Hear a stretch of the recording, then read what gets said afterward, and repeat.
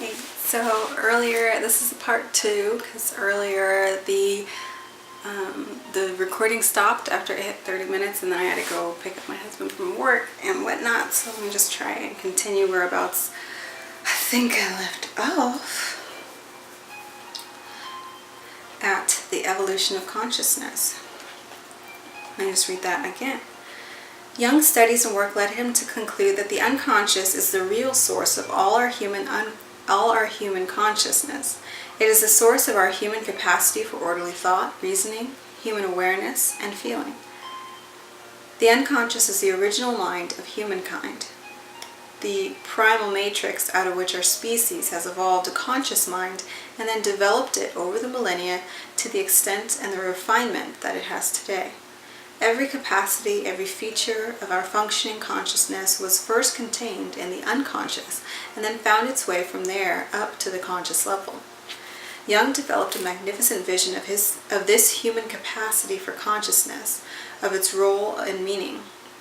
He saw a creative force at work in nature, a cosmos laboring through timeless eons to give birth to this rare quality that we call consciousness. Through the human race, the huge unconscious psyche of nature has slowly made a part of itself conscious. Jung believed that God and all of creation labored through time to bring conscious awareness into the universe, and that it is the role of human beings to carry that evolution forward. Human consciousness develops out of the primal matter of the unconscious. Its growth is nourished by a continuing stream of contents from the unconscious that rises gradually to the level of consciousness, seeking to form a more complete, conscious person. The incorporation of unconscious materials must continue until finally the conscious mind reflects the wholeness of the total self. Jung believed that every mortal has an individual role to play in this evolution. For just as our collective human capacity for consciousness evolved out of the unconscious psyche, so it does in each individual. Each of us must, in an individual lifetime, recapitulate the evolution of the human race, and each of us must be an individual container in which the evolution of consciousness is carried forward. This is awesome, this concept. So it's just like, that's why self-development and inner work is so important, because it's each of our responsibility to get to that next step. Mankind is where it's at today. This consumer, disconnected, superficial reality, it's fine because it's where we've gotten to so far in our evolution. We've gotten advanced from past levels of our consciousness, but now it's time to see that this is progressing forward. It's naturally progressing forward. People are becoming more spiritual. They're becoming more in tune with the fact that you need to go inward and spend time quieting the mind and the benefits of meditation. We're going back to the ancient practices or the old ways to bring those forth so that we can, in our individual work, fulfill our individual goal. Of helping to evolve consciousness to the next level, which is exciting. It's an exciting time to be here. Each of us is a microcosm in which the universal process actualizes itself. Therefore, we are all caught up in the movement of the contents of the unconscious toward the level of the conscious mind. Each of us is involved in the counter movement of the ego mind back toward the unconscious, reconnecting with its root and the parent matrix that gave it its birth. So it's a very interesting way that it's explained there, and I think it's done very well, is that we are shifting. In time, we have moved the spiritual self, or the unconscious, to the background and pushed forward the ego self to the conscious level. That's what's in the foreground of our experience, the material experience. We look at the physical world and everything, so caught up in that. It's time to be involved in the movement of the ego mind to the background, where it can be rooted with the parent matrix that gave it its birth, rooted back into the awareness of the unconscious mind, and in doing so move the unconscious to the foreground of our psyche so that we can explore spirituality and then find harmony between the physical and the non-physical, or the spiritual and the physical. Within the unconscious of each person is the primal pattern, the blueprint, if you will, according to which the conscious mind and total functional personality are formed from birth through all the slow years of psychological growth toward genuine inner maturity. This pattern, this invisible latticework of energy, contains all the traits, strengths, faults, and basic structures and parts that will make up the total psychological being. In most of us, only a small portion of this storehouse of raw energy has been assimilated into the conscious personality. Only a small part of the original blueprint has been actualized at the conscious level. So to go back to that Jerry Esther Hicks analogy of the storehouse, of the giant divine kitchen that we're in, it's saying, Johnson is saying that this is a blueprint by our Creator that you could call our potential, our full potential. Each and every one of us, you were individualized, fragmented out into separate individuals to take on this form of the human body and to express and experience sentience, experience touch and taste and sight and all of these senses through a human body that can feel and experience those things while spirit still inhabits the vessel. And you were given a blueprint of how you were supposed to express yourself in a unique way among all the 7 billion people on the planet, right? And so it's like you've been given a recipe, a divine recipe, and then you could sit out into this kitchen, and that's the game. You have to realize, okay, what was my unique, what was it? Okay, I have to explore this huge, vast sea of ingredients and sense, use my intuition and my innate knowing of what I'm meant to do. To spend time returning to the unconscious, to feel for what the ingredients of your unique pie are. He gives it in another example. The inner unconscious model of the individual is like the plan for a cathedral. At first, as the plan is translated into physical reality, only the general contours can be seen. After a time, a small part of the actual structure is finished enough to give an intimation of what the final work of art will be. As years pass, the edifice rises, stone by stone, until finally the last blocks are in place and the finishing touches are complete. Only then is the magnificent vision of the architect revealed. We must uncover this blueprint. We must put forth our efforts to self-develop into the actualization of our full potential. And that is our mission as a universal body, to evolve conscious through the individual pursuit. That's why each and every one of us is important. What happens to one of us affects all of us. What happens to the majority of people living in a consumer-based reality, living in a superficial reality, affects all of us. We need to all get on board and see what we're going to create out of this storehouse.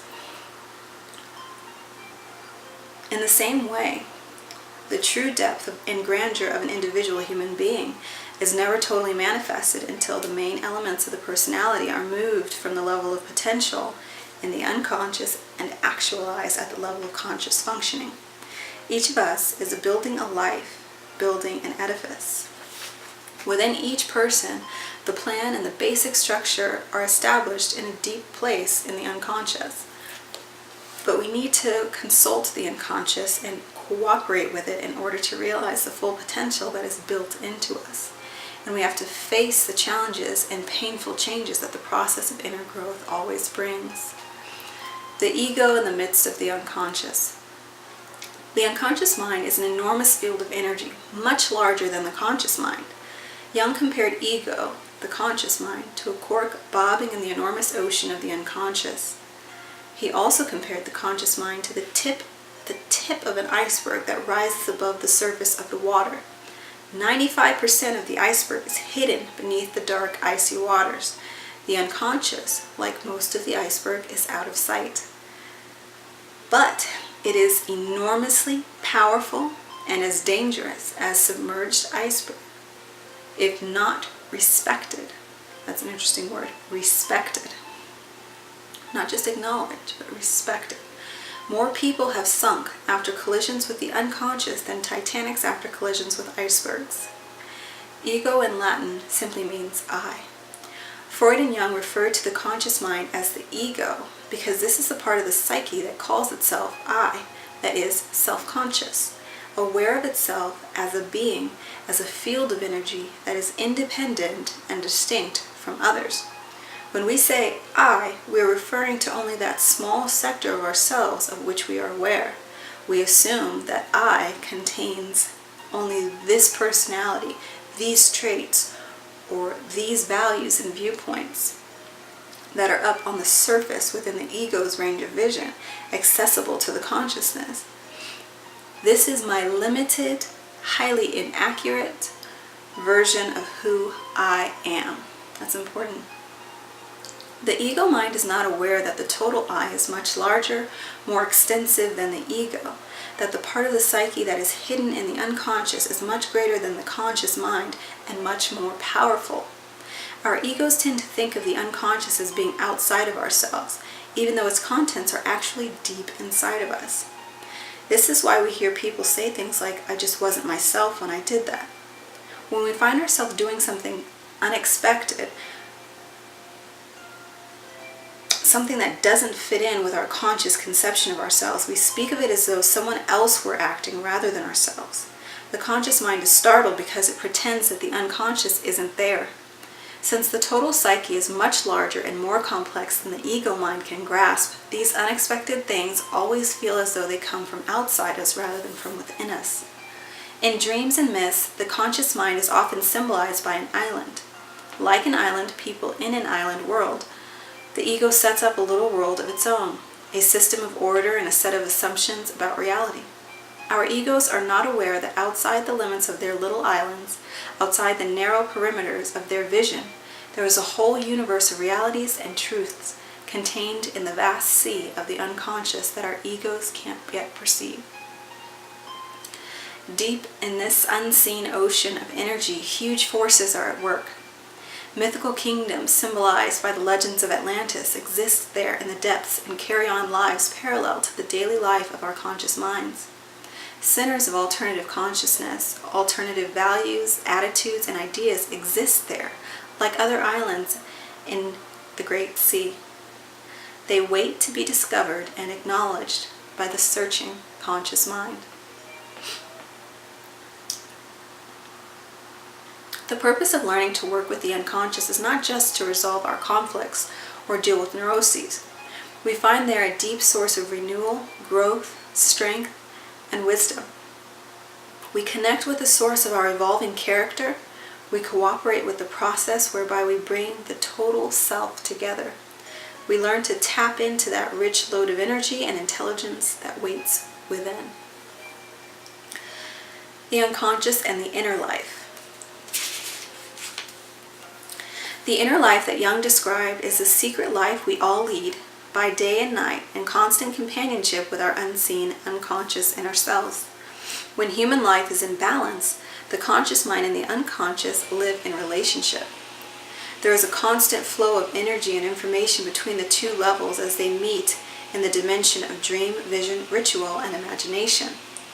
The disaster that has overtaken the modern world is the complete splitting off of the conscious mind from its roots in the unconscious. All the forms of interaction with the unconscious that nourished our ancestors, dream, vision, ritual, and religious experience, are largely lost to us, dismissed by the modern mind as primitive or superstitious.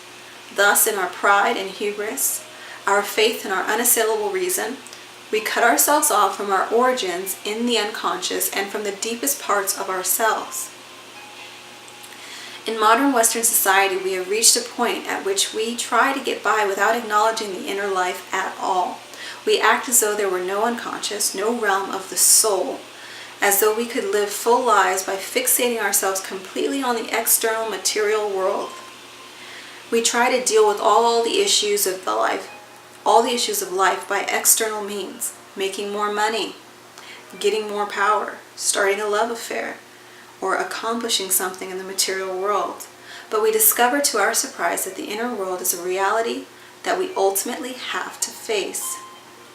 Jung observed that most of the neurosis, the feeling of fragmentation, The vacuum of meaning in modern lives results from this isolation of the ego mind from the unconscious.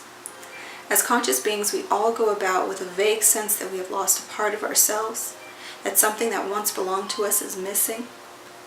Our isolation from the unconscious is synonymous with our isolation from our souls, from the life of the spirit.